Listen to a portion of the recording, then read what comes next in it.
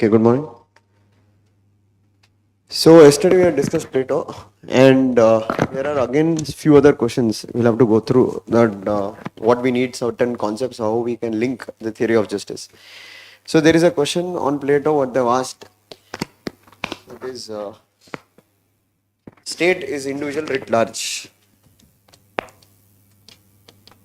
State is individual writ large.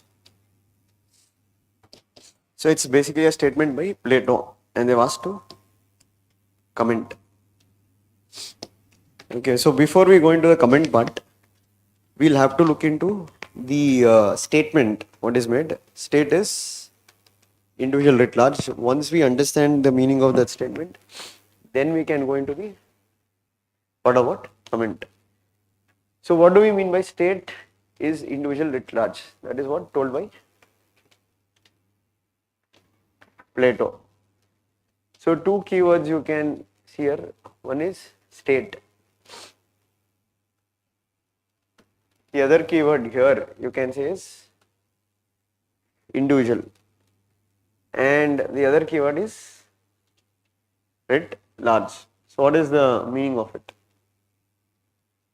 If you are able to summarize.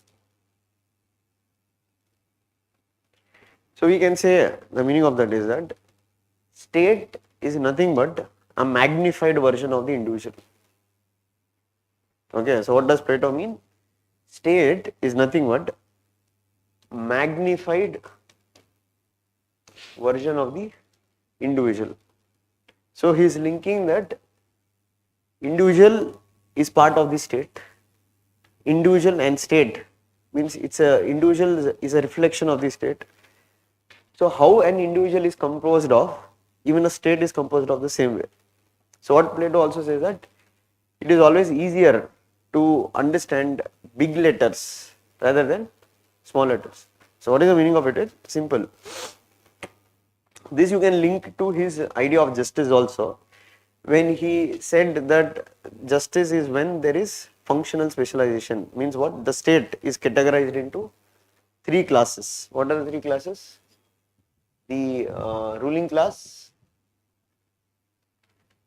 the guardian class, and the common people over there. So now how he is saying that state is nothing but a magnified version of the individual. So if we take every individual, we can say he has three components or three parts to his soul. So you can bring the theory of soul here. So one part is what? Reason. The other part is what? Courage. And the other part is what? Appetite. Now same way, if we extend this to state, we are categorizing the state based on composing all individuals belong to one type of class. So those who have reason can be categorized into what? Ruling class. Those who have courage can be categorized into what? Guardian class. And those who have appetite, they become the common. So that is why he says that what? State is individual writ large. So for Plato, justice at individual level, justice at state level are one and the same. So justice at state level is nothing but a magnified version of the justice at individual level. In this way, what we can say that Plato sees that there is no contradiction between individual and the state. Okay. Hence, individual is part of the state. Individual cannot live without the state. So that is why the meaning of state is individual writ large. Now that is the explanation for the quote or the theory, which is there also in your notes if you go through. Now the comment part is that same thing what you are going to bring, the critic. The critic is something you cannot assume that always that what individual is core component of the state. There is no contradiction between the individual and the state. Whatever is good for the state will be good for the individual. It lead to establishment of what kind of state? a totalitarian state, a dictatorial state.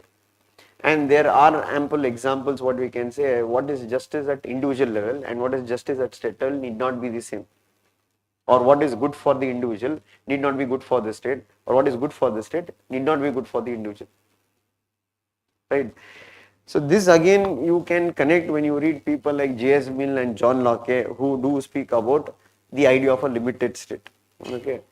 But this is the meaning of the quote, state is individual writ large. So when they ask the question on comment, first you need to explain the summary of what, how state is nothing but a magnified version of the individual.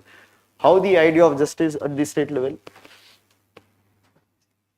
you see, how the justice at individual level is also reflected the idea of justice at magnified level. So here you have to be able to link the theory of soul. Okay. So in every individual there are three elements. Same way in every state there are three classes. We are grouping those individuals whom reason is dominant as the ruling class, on those individuals whose courage is dominant as the guardian class or the soldier class, and in those individuals where appetite is dominant they become the common people. Understood? Any doubt of what do you mean by a state is individual writ large. So many of these questions or statements, what is there, you can use those quotes in your answers also. Like in some other question when you are writing, like yesterday when you discussed Plato's theory of justice, there you can use this, what justice is according to Plato, justice at individual level and justice at state level is one and the same, because Plato says what state is individual writ large. So make a habit of trying to bring quotes in your answer, but they have to be systematically linked. Okay. And how to read these quotes, how to get over it. That's why I said maintain a practice book or something. Keep writing those quotes multiple times whenever you read, so it will get deeply ingrained. So that automatically means there are many quotes that you can't automatically reproduce unless you have not revised it multiple times. Okay. For example, now the quote still know what you have read. Unless philosopher becomes kings or kings learn the art of philosophy, the world will never rest from its evil. Or you also read that whatever is Socratic is Platonic. Okay. Or you also say no law or ordinance is mightier than the knowledge of the philosopher king. So now what you are going to state is individual writ large. Got it? So these codes you will have to revise it multiple times, and that's why I told you can see you can be more creative making your self notes in that regard. What a separate short book for quotes. So keep revising those quotes. Okay. And it's not only this much, like if you go through the question paper, right, previous question paper, there they'll give a lot of quotes as questions. You can use that same quotes in other answers of yours. You don't need to collect from anywhere. If you go through the question paper, there only there'll be a lot of quotes they would have given. So, for example, yeah, this one we have already discussed. Reality is the shadow of idea. Okay, this is nothing but connected to the allegory of caves or theory of ideas. Same thing, for no law or ordinance is mightier than the knowledge of the philosopher. This is connected to Plato's theory of laws. Or you have unless philosophers are kings or kings and princes of this world have the spirit and power of philosophy, the cities will never rest from its evil. So basically it is connected to Plato's ideas of philosopher king. State is individual writ large. Again see repeated question, state is individual writ large. 3 times they have asked. Now Plato's communism is a supplementary machinery to give effect to the spirit with the education is to create nettleship. So this where you can use this as asked as a question, but let us think there is a question something they have asked about his education system. You can use this quote given by Nettleship as your what conclusion or your observation, etc. And yeah, now this question, okay, so this is again we say applied question. Applied in the sense there is no specific theory for this. Now, whatever you have read, you have to think about it and write. And that's why I told these kind of questions probably you can't write now. Why? Because you're still only exposed to one scholar. Maybe once you read Aristotle, Machiavelli, J.S. Mill, etc., maybe then your answer will become more comprehensive. But nevertheless, we can take a look at it. Like what is the meaning of this quote and how to approach it. So the question says that Western thought, Western thought, one might say, Western thought, one might say, is either Platonic, is either Platonic or anti-Platonic, or anti-Platonic, but hardly ever, but hardly ever, hardly ever non-Platonic, hardly ever non-Platonic.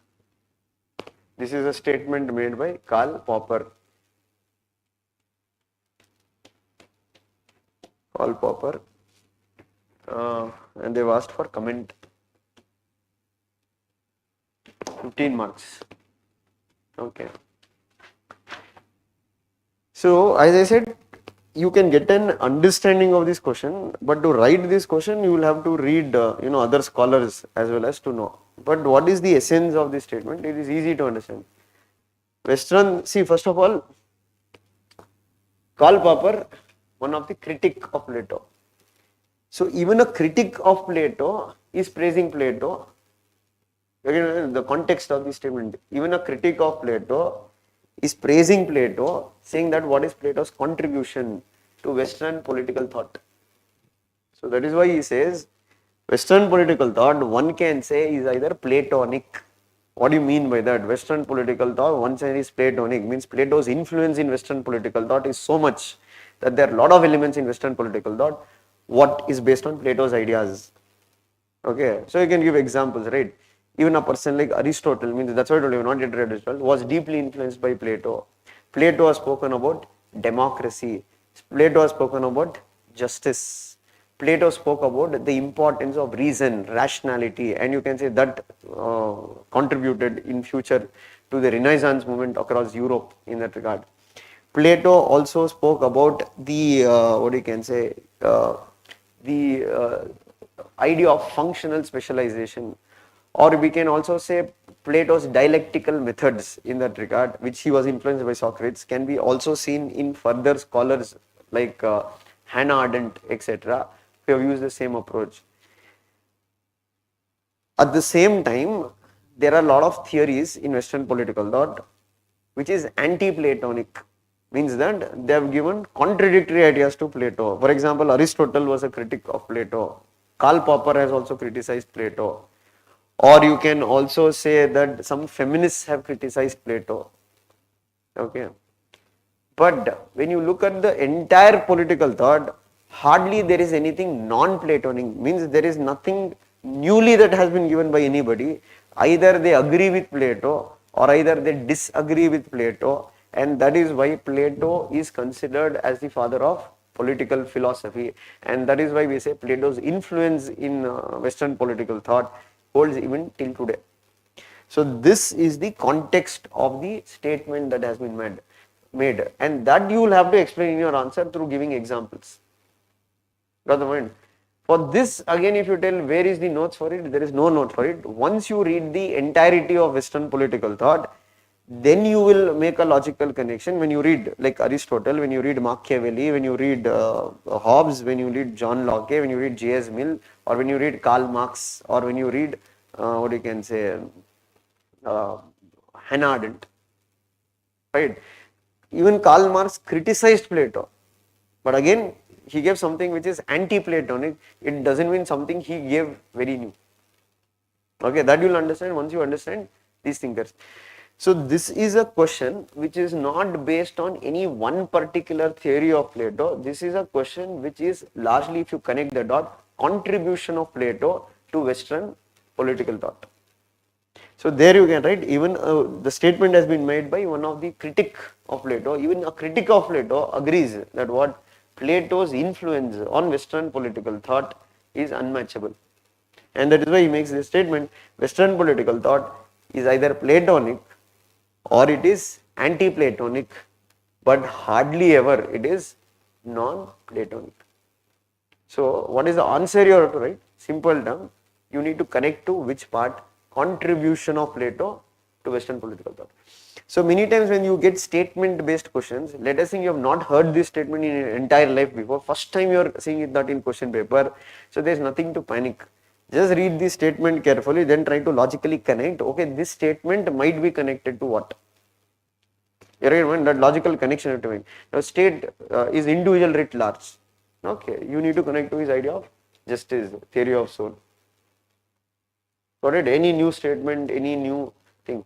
What theories you have read about Plato, try to think about it and you need to try to link it. Understood? Now, this quote again you can use it where? So let us think that there was this question, right? Plato as the first fascist. So there also you can add in conclusion part saying that in spite Karl Popper criticizing him, even a person like Karl Popper recognized Plato's contribution to Western political thought when he says whatever the Western political thought is either Platonic or it is anti-Platonic, but it is hardly ever non-Platonic. So again, this is a quote that you can use in other answers or other questions, and that's why I told there is nothing new required. If you just go through PYQs, that's why I told 80% PSIR comes from PYQs. 80% of the syllabus, only in this IR part, bit towards the end, you need certain current developments. But 80% of the PSIR, paper 1, paper 2, it's purely repetitive questions. But question will not exactly same. Themes will be repetitive. Your content can be the same, but all you have to do is that alteration. That where you add what. So any doubt in this question? Okay. Then one more question. Plato was an enemy of open society. So again you can say this is equivalent to the question what you have solved before. Plato is the first fascist. Same. So when you write answer, you don't write two times. Club both the questions. Question is same.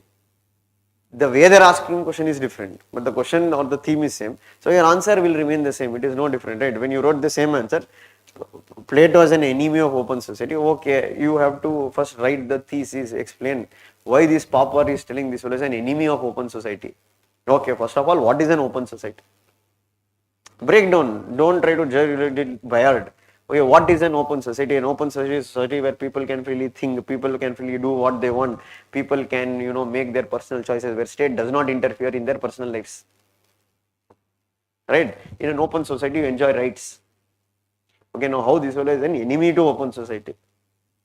He brought state-controlled education. He classified society into 3 classes. He didn't give choices to individual. Each you belong to which class, you have to do only that particular work. Okay, and he gave all the powers in the hands of philosopher king, and he told he is above the law, and he told everybody are subservient to the state. That is why, or you can go on to say communism of wives and property. Right, the state controlled the mating process. The state controlled the sexual relation between individuals. So basically it was not an open society. That is why he is considered or he is equated to be the first fascist. Same answer then you can say. However, the critic against Plato is too harsh. Why it is too harsh? There are some elements of an open society in him also. For example, debates, dialogues, how do you arrive at theory of justice, reason. He gave predominant. Women were allowed to occupy political power. He not only gave the concept of philosopher king, he also gave the concept of philosopher queen. Got it? So hence you can say that every political thinker is a child of his time. So was Plato, and most of his ideas were what you can say an output of the ecosystem what he arised from. Got it? So that will be the answer to the question. Same to same. Plato as the first fascist, Plato as an enemy of open society. Your answer remains the same. Now question is not different. Only the method of asking the question is different. The theme is remain the same. So now if you looked at this previous year Plato questions what they have asked, as I told, 70% of the question or 80% of the question are all repeated themes. And that's what I told. If you work strongly in PYQs, 80% of your work is done there. Okay, but you need to sit and work for it. So understood, these were some few remaining questions. State is individual writ large. Okay, or the other statement, Western political thought, one might say is either Platonic or it is anti-Platonic, hardly ever it is non-Platonic. Or you have what is it, Popper's statement that what Plato was an enemy of open society. Okay. Now let us take one more question. This is again an applied question. Applied means there is nothing new. Whatever you have read now, based on that, you have to just construct an answer. Don't try to start thinking that where in my notes it is there. Just think about what you know from your notes, what you have read. Okay, you have read about Plato's idea of justice, Plato's scheme of education, communism of wives and property, etc., etc. But read the question, try to understand what the question is saying, then try to think about, okay, how you are going to structure your answer. So the question is, Plato's theory of education. Plato's theory of education. Theory of education. Education is a logical result. Is a logical result. Is a logical result of his conception of justice.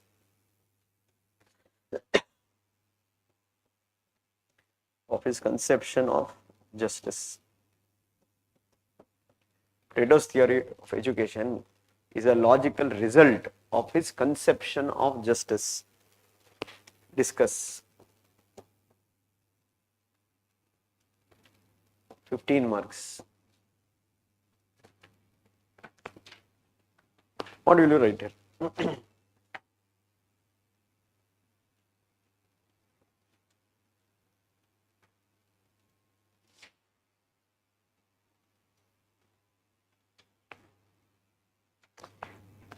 What can you write here and what will you write here? See, I'll tell you what is an average answer. What is an average answer?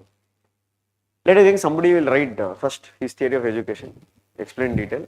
Then they'll write his theory of justice, explain in detail, and in the answer, thinking that what, okay, I've written now everything. I've written is education, I've written is justice. You won't get marks. Why?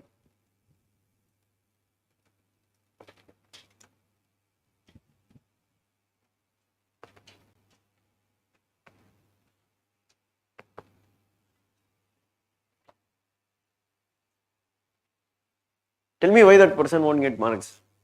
Won't get marks means he won't get even above average marks. Not interlink. So what is the interlink here?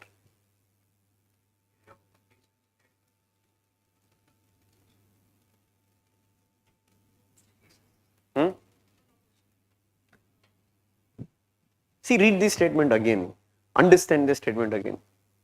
Plato's theory of education is a logical result of his concept of justice.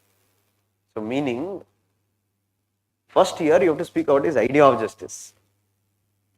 So you have to tell, if one understands his idea of justice, it's a natural link that what he's connected it with his theory of education. Means because of his idea of justice, he's designed this scheme of education. Now this is where my point, what is that connection? I have given you the context, you have to tell the connection. Simple, there lies your answer. Functional specialization. A core aspect of Plato's idea of justice was functional specialization. What do you mean by functional specialization? You need to categorize society and assign work based on what they are good in. So you have to build the ruling class comprised of those souls which are dominant in reason. You have to have your soldier class who are dominant in courage, and you have the, or you can say, the common class which is there, who are dominant in appetite. But how do you identify who is dominant in reason, who is dominant in courage, or in whom appetite is dominant? The solution for that, what he gave, was a scheme of education. That is why we say Plato's theory of education is a logical result of his concept of justice. So first you have to bring the idea of his justice, tell the central idea of justice is, that's why I told here you don't need to write every idea of justice, you have to just write about functional specialization. Then you need to connect that to implement or to bring this functional specialization, the logical thing what he has done is brought his education, because through this education system is identifying who belongs to guardian class or soldier class, who belongs to ruling class, who belongs to common class. Got it?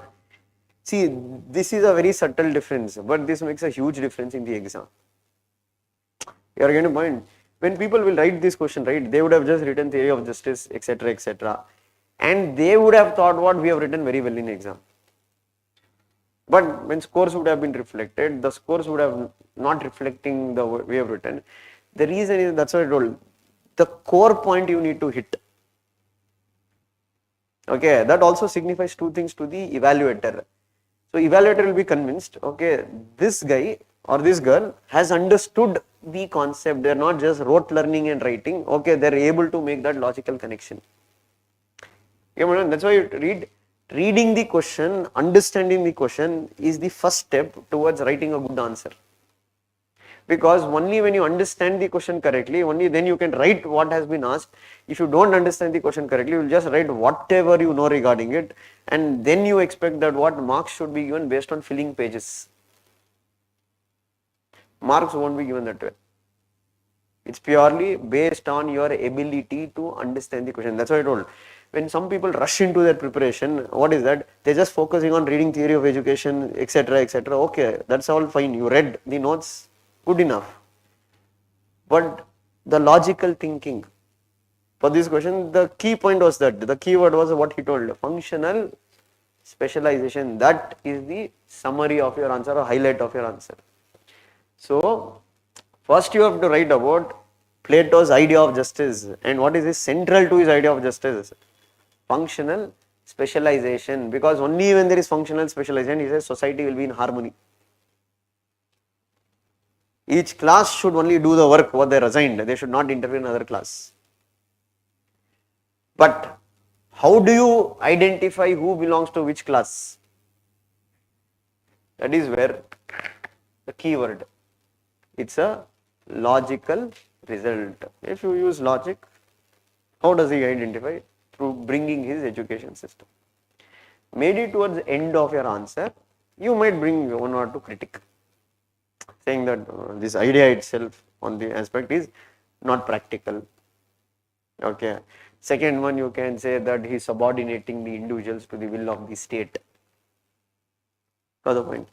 And you can also say that, what is that, Plato's theory of education is a lifelong running process, like 50 years, or it is state controlled education. That is not practical in today's time. But nevertheless, one cannot deny that there is a strong connection between his concept of justice and his theory of education. It's not that he has given those theories in silos. They are interconnected. Got it?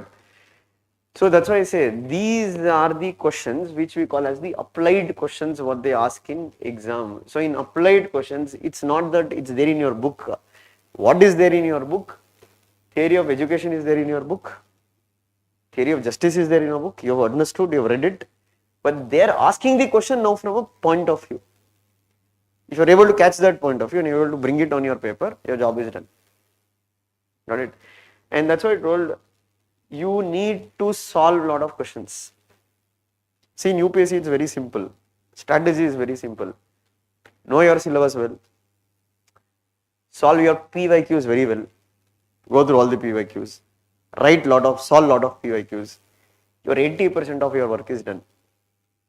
20% is just current affairs update, etc., etc. But as I told now, people don't do it. Why people don't do it? Simple things. For example, to stay healthy, like you can say in recent times, you do have cases where very young people are getting heart attack, etc., etc. Why? Because it's simple. Lifestyle. What is the solution for it? Everybody knows. Walk. Use stairs. right? Jog for this time, do some physical work, don't eat junk. That everybody knows. But the problem is that you are not able to do it. Why you are not able to do it? You are sucked already into a system. Plain and simple. It's not only you, including me. Okay, so you will go on the road, you will see KFC, oh, today offer is there. Same way here also in UPSC. Everybody knows, it's very simple. Do PYQs, etc. Because they'll go in the way, they'll tell, okay, 50% discount, this course. 30% go down, this course. Master the subject in 24 hours. People become polluted. Confusion. What is confusion? There was a point in time, there was no guidance. Now there is a point in time, too much guidance. Saying that, there will be a time in UPSC where you will find you will have more mentors than students. So the problem is that student is confused what to do. So that's why I told, one way to come out of this confusion is simple. Go back to your basics, PYQs, syllabus, etc. Don't worry too much about any other thing. So that's what that applies for every subject, GS, prelims, etc. Do your PYQs well, master your PYQs well. 60% of the work or 70% of the work is already done there. But the only problem is that people don't do it in spite of repeatedly saying. Got it? So this question you understood what they asked. So this is a question on his both justice and education, but they've given a logical connection there. So my duty is what? Here, rather than writing it in a format of thesis and antithesis, see, one more thing. Don't think that for all questions you have to write in a thesis and antithesis format. Okay, maybe 80% of questions will be there. But there are some questions which involves only explaining the thesis very well. Get in mind? There is no need for you to write exclusively on antithesis, etc. So here, it's a question. You can't counter argue, say, no, there is no logical connection. There is no counterpoint to it. You can tell, no, there is no connection between his education and justice. There is a connection. That you need to explain that connection. You have to tell why did this fellow give his theory of education, because it was connected to his idea of justice. So first in your answer you will tell what was his idea of justice, what was the core component, then you will connect how does he implement that by bringing his education system. The only critique I am bringing is not of the connection, about his education process. Got it? Any doubt?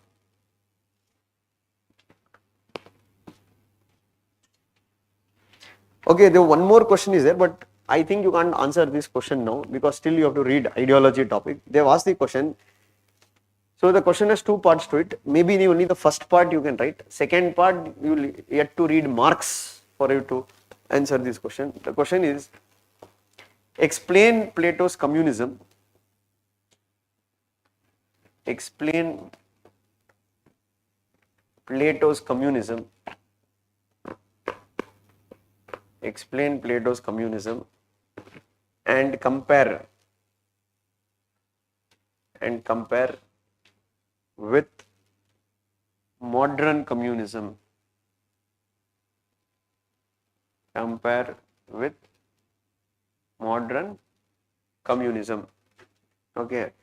So as I told, first part of the answer you will write. Why you will write first part of the answer? It is direct, right? They are asking what? Explain Plato's communism.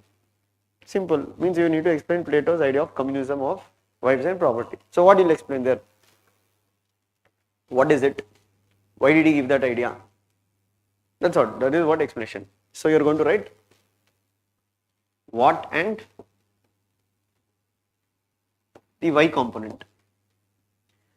But to answer the second part of the question, first of all, you have to know what is modern communism. The modern communism, what we associate with idea of Karl Marx, or the Marxian communism, what we said. Now for that you will have to know ideas of Karl Marx. We have not yet read Karl Marx. That we will be reading later. But maybe for briefly, if you want to get an idea. So Karl Marx is a political philosopher, or you can call him a political scientist, from Germany. So he along with his friend Engels, they have authored this book called as Communist Manifesto, which has been highly influential in influencing the working class movements, or you can say it's a book which strongly criticizes capitalism and its ill effects. So Marx's idea was that capitalism which is there, it is self-destructive. Capitalism will go away, and with death of capitalism, then you will have socialism, and finally with socialism, communism will come. And what is Marx's idea of communism? Stateless and a classless society. Means there is no state, there are no classes. Why I am telling it means you need to understand in depth. This I am telling just as a summary, because again you have to know, go back to, okay, what do you mean by a classless society? Or first of all, what do you mean by a class?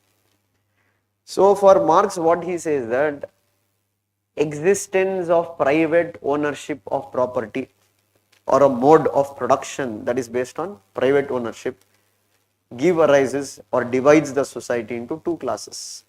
That is the capitalist class, which is also called as bourgeois in French, and the working class, which is called as the proletariat. And he says the relation between these two classes is always conflictual. Why? Because he says capitalism by nature is such that it works on profits, and for capitalists to make profits, they have to exploit. Exploit whom? The labor of the working class. And what Marx says that a time will come when the consciousness of the working class will evolve, and now they will understand that what the root cause of all our suffering is the capitalist mode of production, and this has to go. And he says that what this will not go without bloodshed, and this is where Marx says that violence is the midwife of revolution. Right? Midwife means one who helps in childbirth. The meaning of that is that anything new to be born into this world, it can't happen without spill of blood. Same way, when you have to destroy capitalism or you have to snatch properties from the capitalist, there will be violence, there will be struggle, there will be bloodshed, and that is why he says it's inevitable. And he says once this revolution will happen, it's not that communism will be established in one go, a new stage will come, that is socialism. You can equate socialism something like mixed economic model, but in Marxian terms, it is a rule by the dictatorship of the proletariat. The working class, they will organize a political organization, they will control. And slowly over a period of time, what he will tell, private property will completely vanish.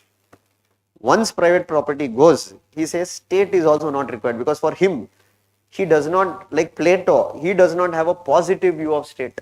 If you read Plato, right, you will understand Socrates, Plato, even Aristotle, when you read, they are all people who are completely aligned towards what? State is needed, state is perfect. If you see the entirety of Greek political thought, their central core idea is that state is a perfect agency. State is equivalent to God. But for Karl Marx, it is not like that.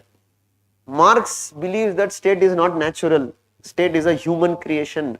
State has a class character to it. What do you mean by class character to it? State does not represent the interest of all. State only represents the interest of those who control the economic structure. They control the political structure. So in capitalism, who controls the economic structure? Capitalists.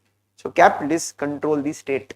The state will always work in the interest of the capitalists. So for Marx, state is needed as long as exploitation is there, and state is the instrument of exploitation. Who is using state as an instrument? Capitalists. When private property is gone, there is no more class difference. Everybody are same. Then why do you need a state?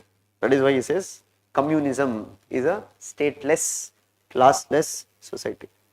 That was Marx's idea. See, this I will tell in detail when we go, because he gives the idea of dialectical of materialism, etc., etc. That will come to Marx later. But this is a summary of Marx. Now, when you compare Plato's communism with the idea of communism, what I told, you find there are a lot of differences. It's not same. One difference here is that Plato's ideas of communism was never based on violence. It was based on reason.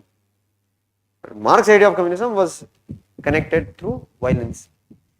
Second difference, you can see that Plato's idea of communism, the way he categorizes society, it is not on material terms, it is on idea, the theory of soul, it is metaphysical by character. But Marx's idea of categorizing this society is material, means you have property, you don't have property.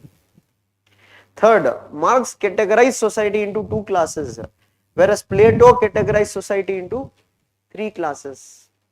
And in Marx's idea of classification of society, there is always social mobility, means even a worker who gets property can become a capitalist. But here, no, it's fixed. It's based on your soul. It's permanent. There is no idea of social mobility. And in Plato, if you look at, he didn't only speak about communism of property. Plato also spoke about communism of wives. And these kind of ideas are not present day in modern day communism. And Plato's communism did not speak about abolition of state. Plato's communism was brought to build an ideal state. Whereas Marx's idea of communism was brought to what? To create a stateless and a classless society. Understood? This is what you have to write. But that's why I told, for you to write that, you need an understanding of what is exactly modern day communism. And that is why I'm telling, what UPC is trying to do these days is that they make sure the student should have read everything in the syllabus. Why? Because in this question, if you have neglected Marx, you have read only Plato, maybe you are going to write only first part of the question effectively. But for you to write the second part of the question, at least you have to know something about Marx. Got the point?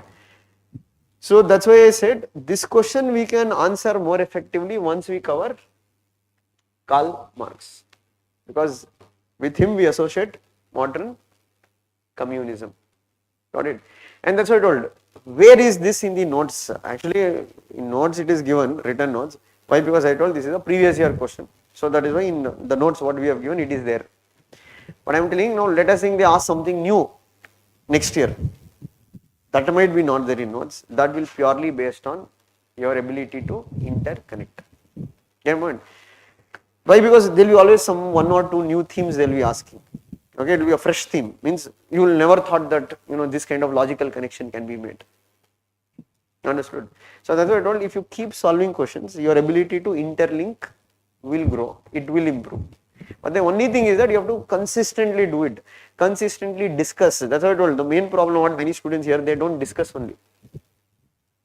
See among your GS students also, how many of them will make use of these classrooms or libraries, sit and discuss 2 or 3 questions, write 2 or 3 questions. There is no type of that culture only here. Finish your class, go back home.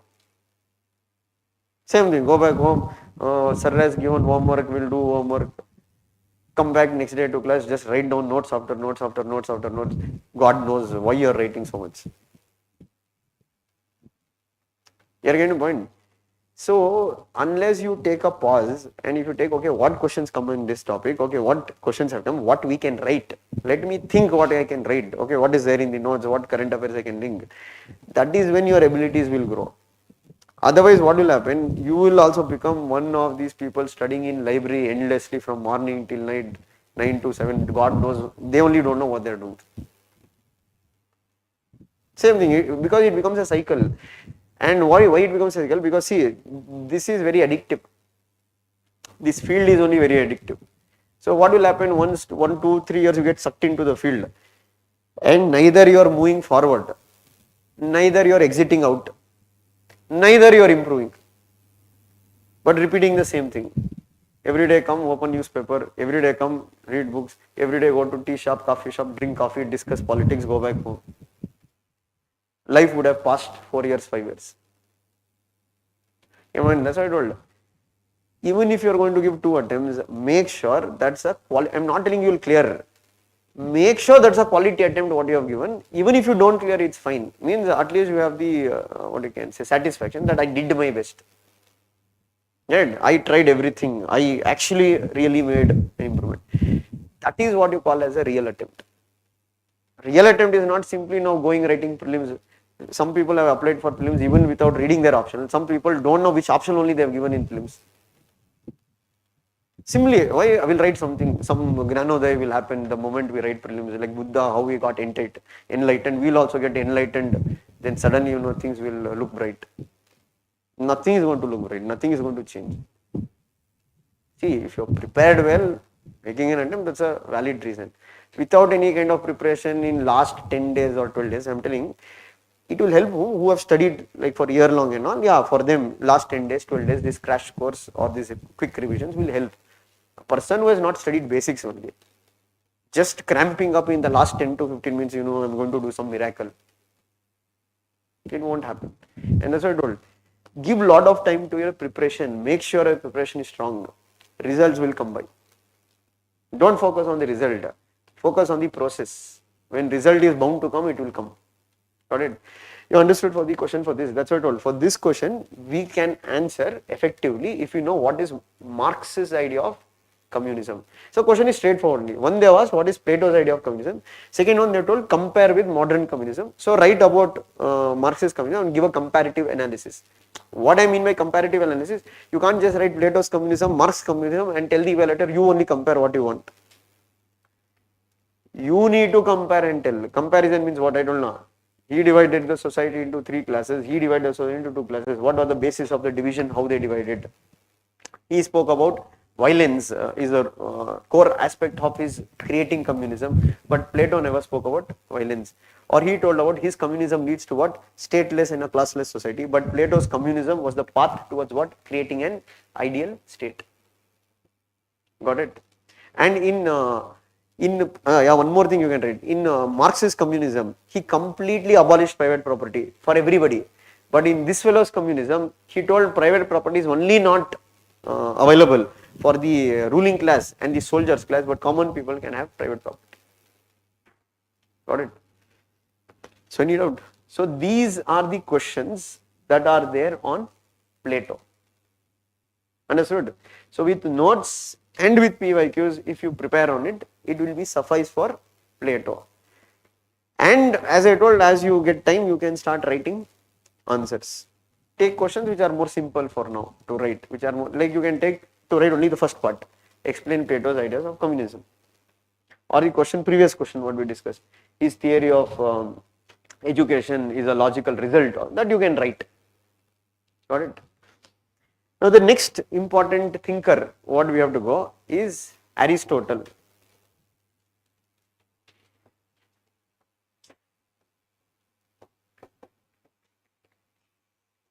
And one of the most important works written by Aristotle, the work called as Politics.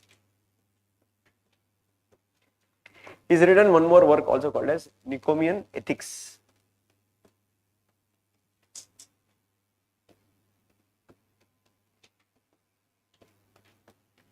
So Aristotle was also from the city-state of Athens. He was a student of Plato. He had attended Plato's institute called as Academy.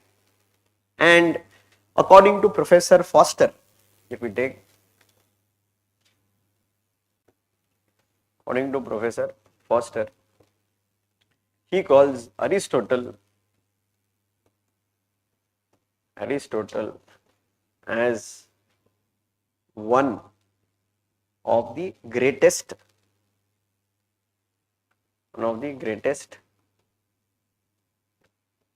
Platonist. Calls Aristotle as what? One of the greatest Platonist. So what do you mean by Platonist? Followers of Plato. So among the followers of Plato, this fellow is one of the greatest Platonist. So why is one of the greatest Platonist? That sentence can be taken 2 ways. One, so what we can deduct from that statement, that there was influence of Plato on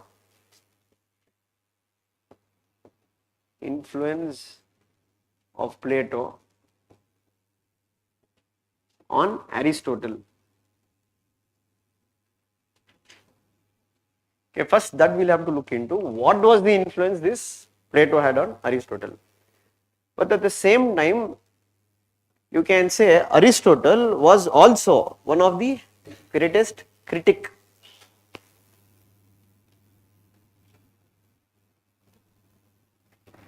of Plato. So when you look at the relation between Aristotle and Plato, you can say Aristotle's writings, Aristotle's ideas are to a greater degree shaped by Plato. But at the same time, Aristotle did not blindly carbon copy his master. He brought critique and questioned some of Plato's major ideas. And that is why you can say that Aristotle, when we study him holistically, you find that Aristotle is a bit more practical than Plato. Aristotelian methods, if you look at, it's a mixture of normative and empirical. That you'll understand once we go to his theories. You don't find only normative approach in Aristotle. You also find elements of empiricism or scientific approaches. Aristotle, you can say, was more scientific compared to Plato. I won't say that Aristotle is completely scientific. There is elements of philosophical ideas in him also, but he's comparatively more scientific than Plato. How you'll understand once you read his theories, you'll understand that how he bases his study, how he observes things. So, for example, you take Plato based in theory of soul, which is all metaphysical. But when you look at Aristotelian ideas, it's based on what he observed, what he saw, or what evidence could have been provided. And that is why we say Plato is the father of political philosophy, whereas Aristotle is the father of political science.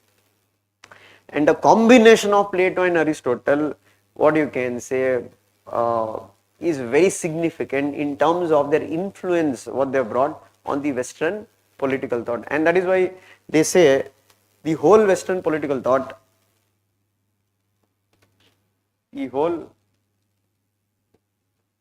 Western political thought is nothing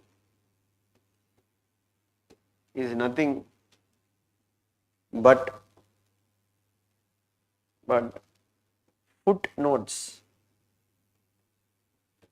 footnotes of Plato and Aristotle. The whole Western political thought is nothing but footnotes of Plato and Aristotle. What do you mean by footnote?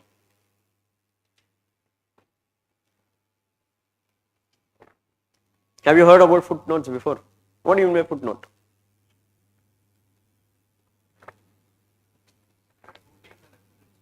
So basically in books, when you read, at the bottom of the page, they would have given a reference.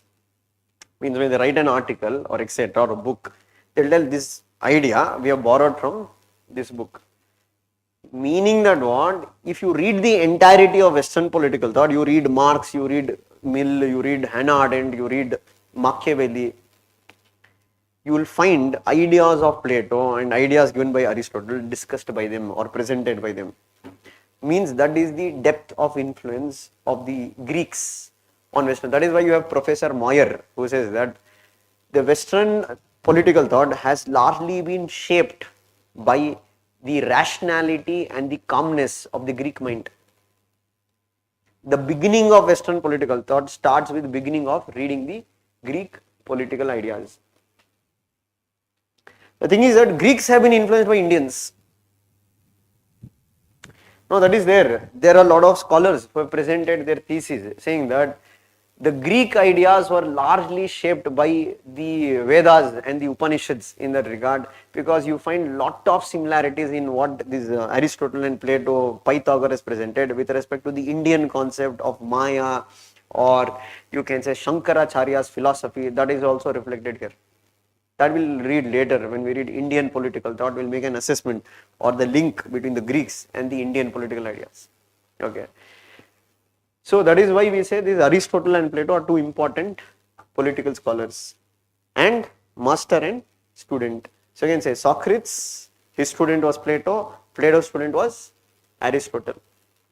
And that is why you can see even ideas of Aristotle are also reflected in Plato through his master, because Plato was influenced by Socrates.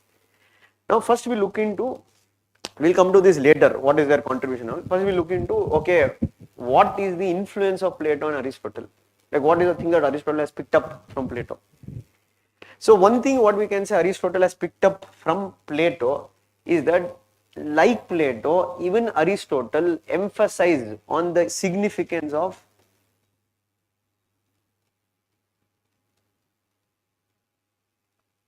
knowledge as well as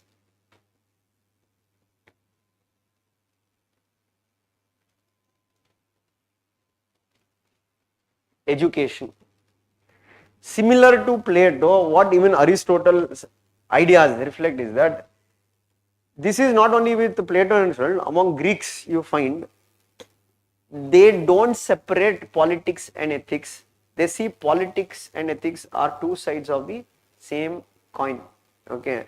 So you can see that even like Plato, even Aristotle did not separate, did not separate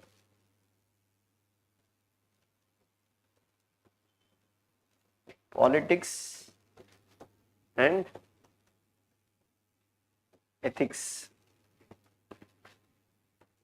Third, you get similarly how Plato believed that what equality is not natural, because Greeks never believed that equality is a natural, because Plato had classified society into three classes. Even Aristotle, later you read about his theory of slavery, where he defended the division of society into two classes, that is masters and slaves. So like Plato, even Aristotle did not believe, or he believed that equality is not a natural idea. So he believed that what equality is not natural idea. Fourth, we can also see Plato's influence on Aristotle is with regards to state, because like Socrates, like Plato, even Aristotle believed that state is very essential, or state is bigger than the individual. So even Aristotle believed that state is prior to individual. So as we say, whole is prior to part, meaning if this is the whole and there are different parts to it, parts cannot exist without the whole. The whole is more important than the part, meaning what? State is more important than individual. So in Aristotle was a strong believer in what? State is prior to individual. Alright. So these are some influences of Plato, what has been reflected in Aristotle's writings. But there are areas where Aristotle disagrees with Plato. For example, Aristotle, like this Plato, what he told, ideas shape matter. Okay. But Aristotle believed it's not only ideas will shape matter, even matter can shape ideas. So here, subtle difference with respect to the theory of forms. Means Plato said the ideal world and the material world are completely different, they don't coexist. But for Aristotle, ideal world and material world are interlinked, you can't completely separate them. How ideas shape matter, even matter can shape ideas. So that was one difference between what? Aristotle and Plato. Second difference between Aristotle and Plato is that Aristotle disagreed with Plato's argument of what? That no law or ordinance is mightier than the knowledge of philosopher king, because Aristotle believed power corrupts and absolute power corrupts a person absolutely. So he believed in the idea of rule of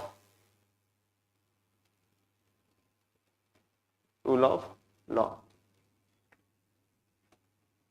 Then you can say Plato had argued for communism of wives and property, whereas Aristotle disagreed with it. He told both family and private property, both family and private property are time-tested institutions,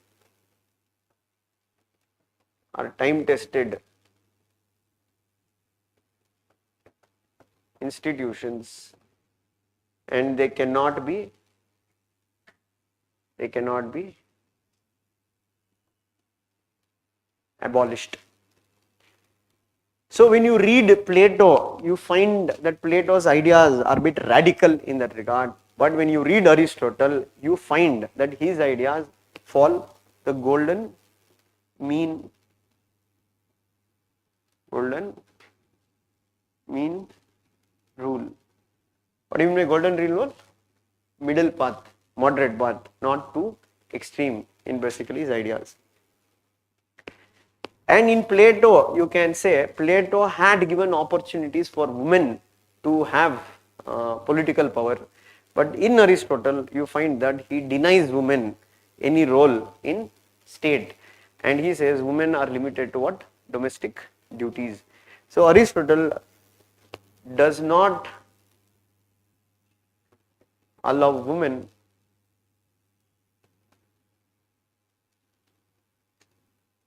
in politics.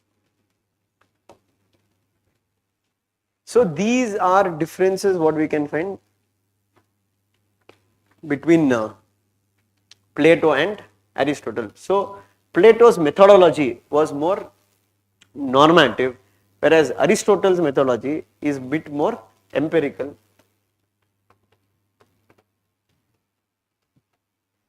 compared to Plato.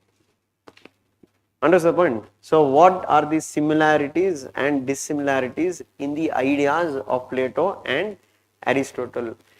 Hence we can say that in spite of these critics in that regard, one cannot deny that Plato's influence is there on Aristotle. And this is why this Foster, he says that what Aristotle is one of the greatest Platonists in that regard. Basically when this question is come, first part of the answer you have to write about Plato's influence on Aristotle.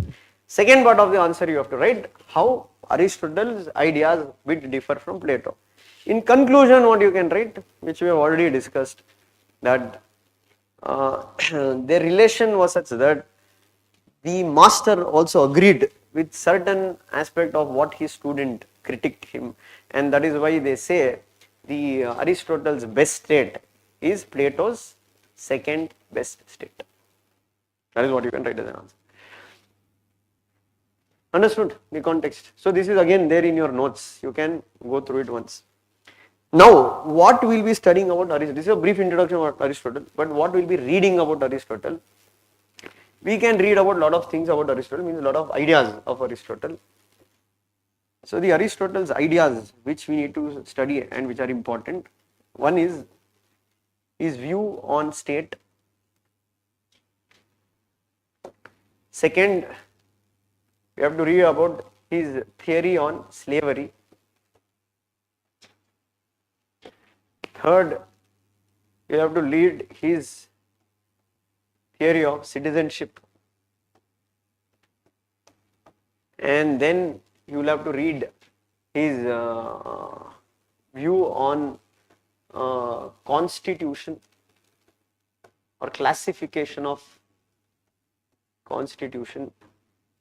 Then we will have to also go through his views on property. Then we need to also understand his idea of justice. Then we also have to see his views on revolution.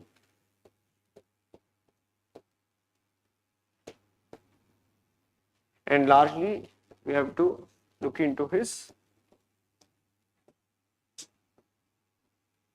contribution to the evolution of Western political thought. And what you need to do is that for each of these concepts, if there are quotes, try to read them. Any quote they ask, try to connect, it is connected to which of the core theories of Aristotle. So these are the core elements now we will be studying as part of what Aristotle: state, citizenship, constitution, property, justice, revolution, and finally his contribution. Okay, for each one of them there will be critique also. Whatever you read, you also need the critique of it. Now first let us take his view on state. What he did believe about state. So first I'll write few quotes which is related to his quotations on state, and then we'll try to go through these quotes, what exactly is trying to say about state and what is his view on state. So one quote says that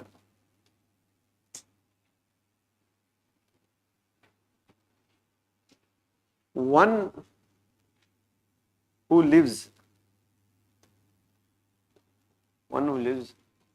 outside the state, who lives outside the state, is either God or beast. Okay, this is one view of what Aristotle view on state. The other view on state, what is given? State is the highest form of all associations. All associations. This is one more quote what Aristotle has told about state. One more quote what we can read out Aristotle's idea of state is that Aristotle says state comes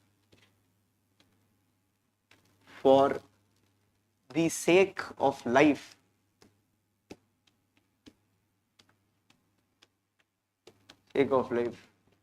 and continues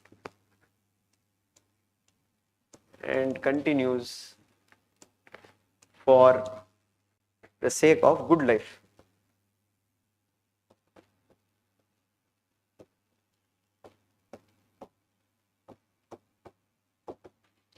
State comes for the sake of life and it continues for the sake of good life.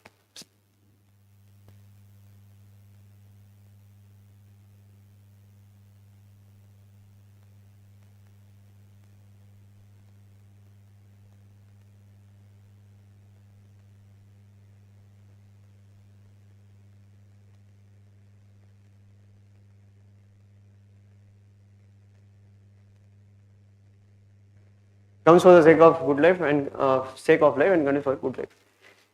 Now these three statements will help us to understand Aristotle's idea or view on state.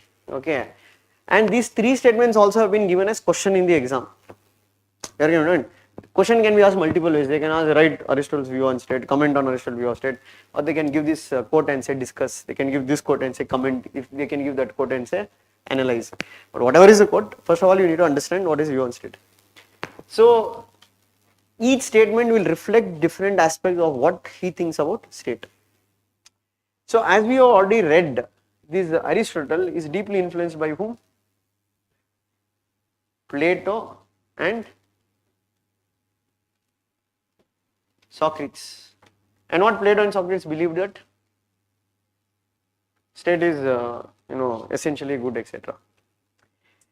So if you look at this statement, one who lives outside the state is either God or either beast.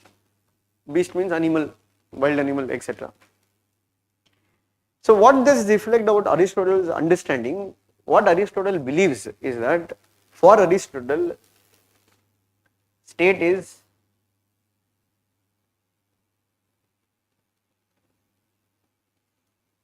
natural. Means we humans have not created state. The state has existed naturally by its own. Okay, because of state, we are humans. Without state, we are like animals. And if you look at Aristotle, what he says that those who don't need state, one is God. Why God does not need state? Because God is perfect. He does not need anybody to guide him, tell him what is right, what is wrong, etc. The others who don't need a state are beasts. wild animals, they lead their life on their own. And what is the life cycle of an animal? It will reproduce, it will hunt, etc. For him, if you have to be a man or a human, you need state, and state will help in the evolution of humans. For him, state is natural, and state is also something which is contributing to what? Human development. So he sees state as an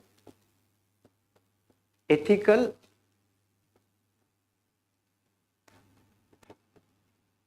institution. Means what? State is good for the development of individual. Without state, your life will be chaotic. That is what he means by this particular statement. What? One who lives outside the state is either God or either beast. Okay. And state is not a human creation. State is not been created by humans. State has always existed. Now he says that state is the highest of all forms of association. Means for humans, we might have formed different types of associations.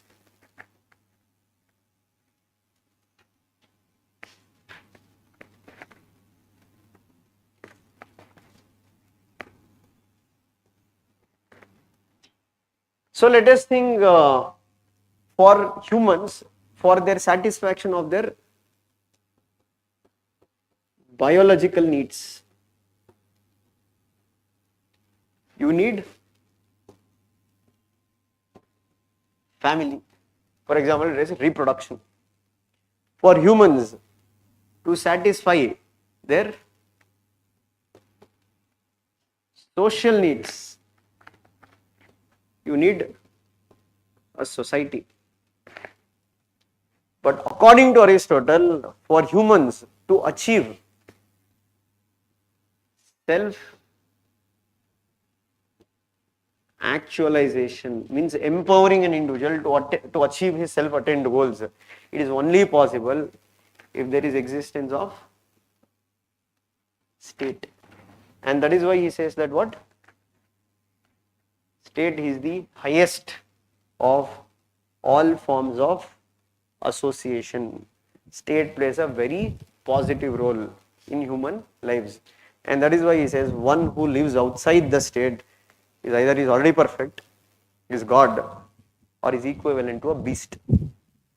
The reflection of that statement can also be where he, where in different parts of the world, where there was this tribal way of life, he equated them to barbarians, means uncivilized, uncultured, and he projected Greeks as what? Highly civilized. Why? Because of the Greek state. Okay, that you will understand when you read Theory of Slavery. There is an element in Aristotle where he says Greek state is far superior to every other state. So that is why he says that what? State is the highest form of all associations. So one, you can understand what he told, state is natural. Then he told one who cannot live under the state is either God or beast. And he told state is needed for what? To bring self-actualization in man. Even though there are other associations such as family and society, state is far superior to them. And now what Aristotle also says that the state, it comes for sake of life, means for us to survive, etc., ensure that we don't behave like animals, rules are set in our life, you need state. But he says why state has continued? Because it has enhanced the quality of life of humans, it has provided them a good life, and that is why he says that state comes for sake of life and it continues for the sake of good life. So that is why you can say Aristotle, Plato, or even if you take the Socrates in that regard, they belong to a school of thought. When you read theories of state, this school of thought we can call as organic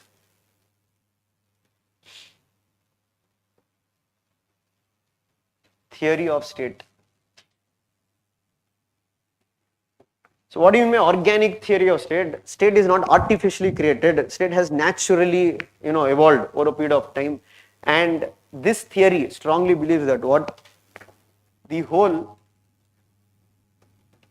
is prior to individual. What do you mean whole is prior to individual? State is prior to individual because individual is part of the state. Can you mind? That is why it says no life outside the state. Individual is part of the state. And it also professes that an organ cannot survive without organism.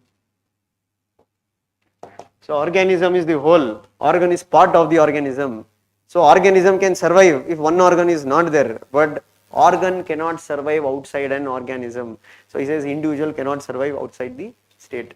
And that is why we believe that Greeks largely were all proponents of what? Organic theory of state, which believed, organic theory of state believed what? State is natural.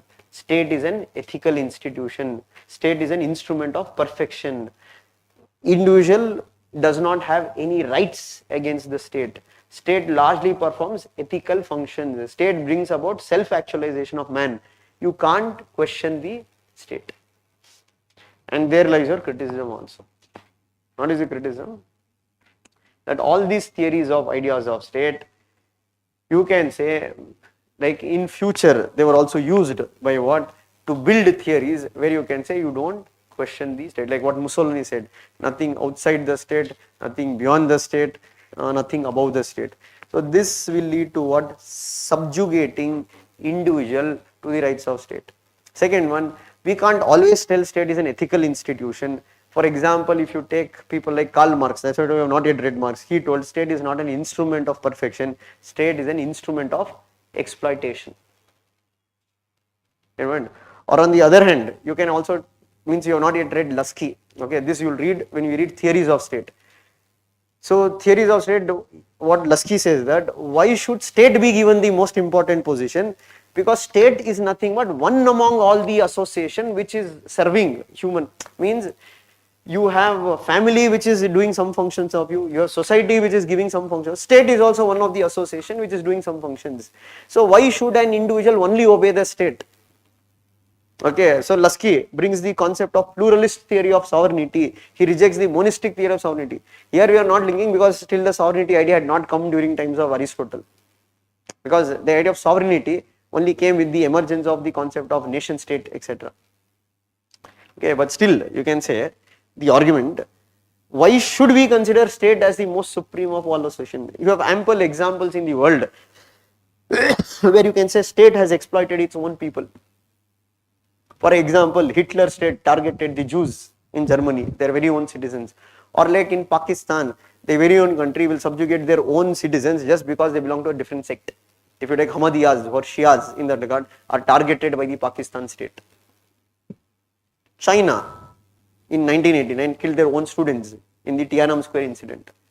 You can bring those arguments to counter Aristotle's claim that what? State is an instrument of perfection. State is perfect.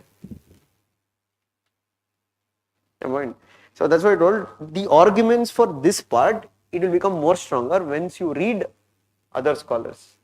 But for now, what is your main aim? To understand what is Aristotle's view on state. So what did he say? The three quotes, if you remember, that will be easy to summarize. So one, he said, one who lives outside the state is either God or beast. The other thing he said, that state is the highest form of all association. And you can say, next he told, state comes for the sake of life and the state continues for the sake of good life. And you don't hear his understanding of state, where the influence comes from. Okay. And then we also have to look into critical evaluation. But means what are the critic and Aristotle's view on state. And please remember, at this point of time in Greek political thought, we are not speaking about nation states. We are largely speaking about city states.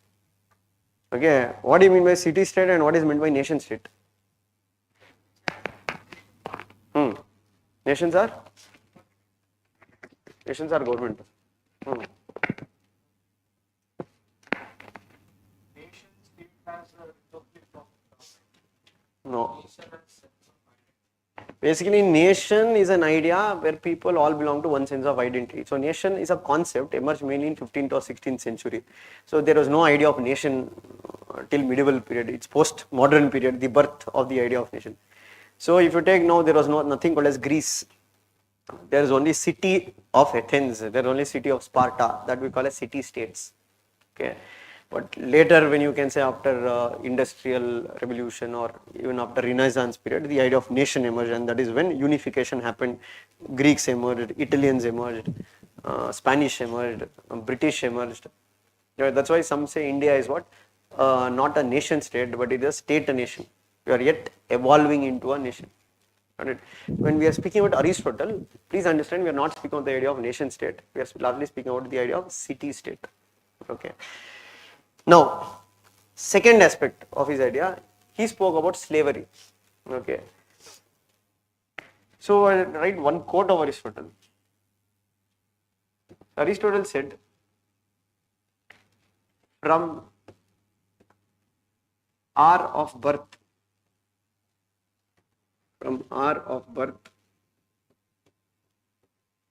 some are destined to rule. Some are destined to rule, and others to serve. From hour of birth, some are destined to rule and others to serve. So this was a statement what Aristotle made with respect to his views on slavery. Aristotle defended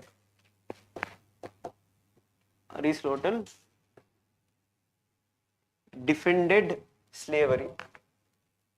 Aristotle believed that slavery is good. It has its own sense of utility. So you can find utilitarian perspective in Aristotle's writing.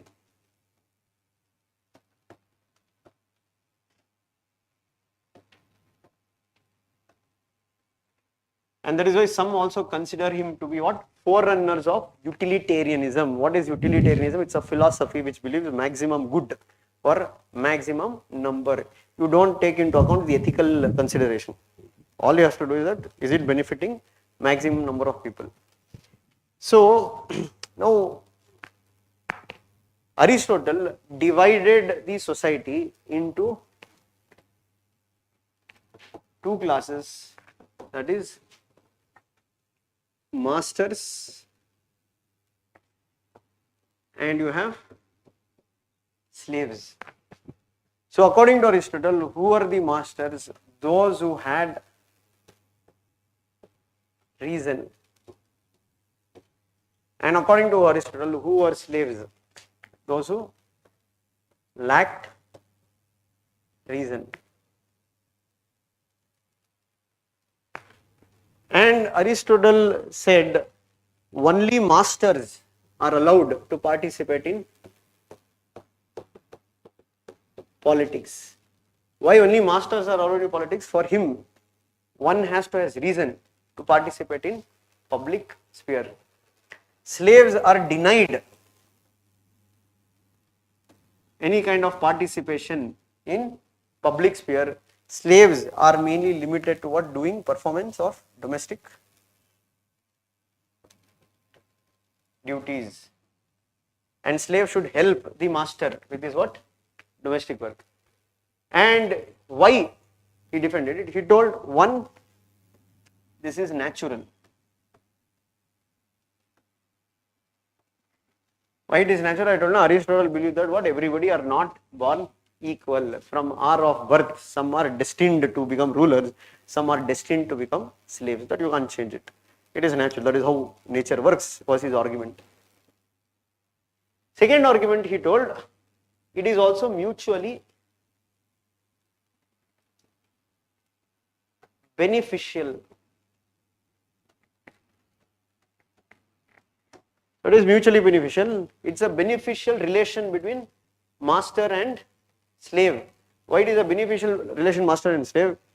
Because the slave will look after the domestic work. Master can completely focus on political work. And in the company of the master, the slave can also attain reason. So that's what it's a mutually compatible relationship.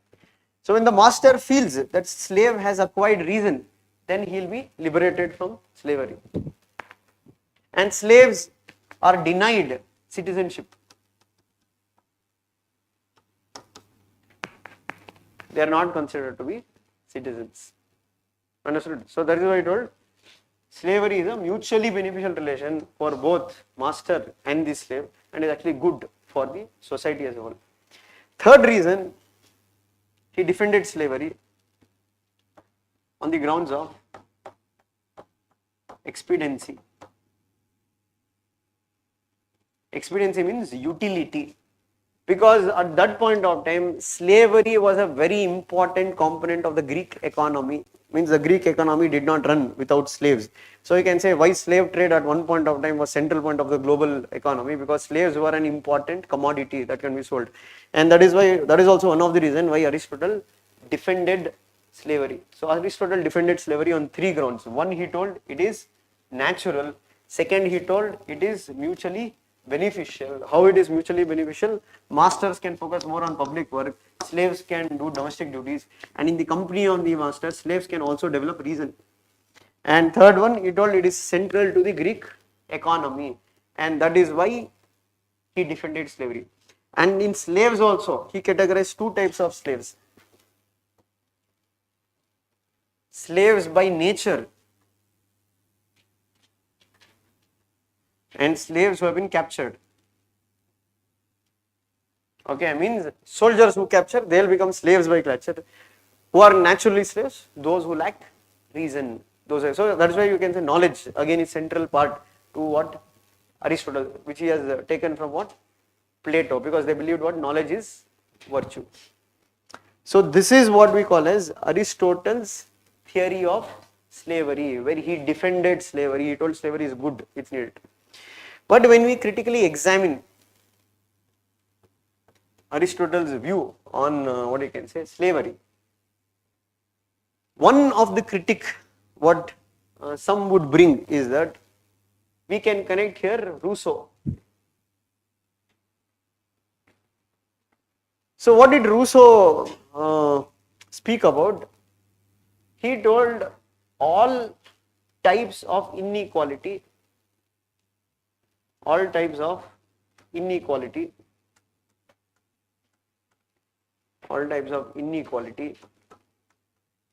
not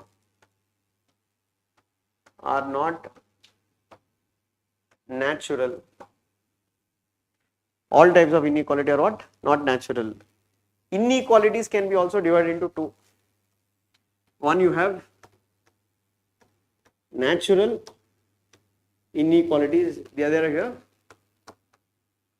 socially created inequalities. So for example, let us take somebody who is born with physical disability. That is something that has happened. But if you look at slavery, if you look at caste system, etc., these are all not natural, these are designed by society. And that is why what we can say, Aristotle's defense of slavery as natural is incorrect. Sorry, it is incorrect. It is actually what? Socially created. He is just defending it. Okay. And we can say the same Aristotelian argument has been also used in modern times, or you can say in this thing America, when they defended slavery, he told blacks are born to be slaves and whites are born to be masters. Or in India, Brahmins are born to what? Rule. The Dalits are born to what? Be slaves. So these are arguments brought by whom? Brought by those who designed those societies in a particular way to suit a particular structure. And that is why one argument against Aristotle argument where he says slavery is natural, it is not. Second one, Aristotle actually, even if you can include even Plato and Aristotle, they give lot of emphasis to what you can say knowledge. And some feel that in a way what Aristotle and Plato are promoting elitism.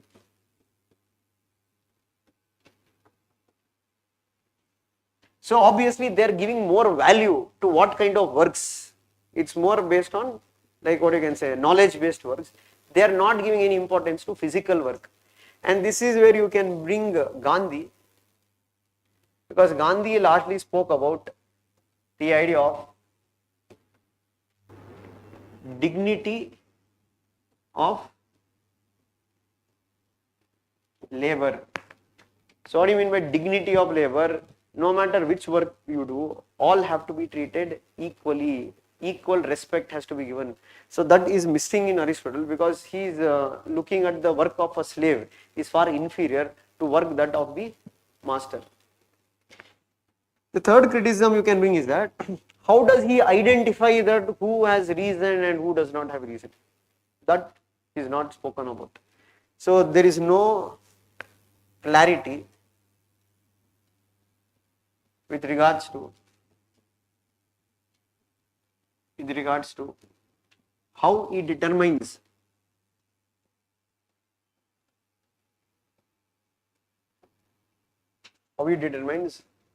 who has reason or who does not have reason. That is not spoken about. And the other aspect of Aristotle is that he's more become utilitarian. Means what? He's only focusing on the utility aspect, but he's not focusing on the aspect of human dignity. So that is what another scholar called as Immanuel Kant, what he spoke about. You cannot defend anything, no matter how useful it is, if it is violating human dignity. It might be useful, but you can't defend it just because it is benefiting a lot of people. So that component was not reflected in Aristotle. So these are the criticism that you can bring against what? Aristotle's theory of slavery. Got it?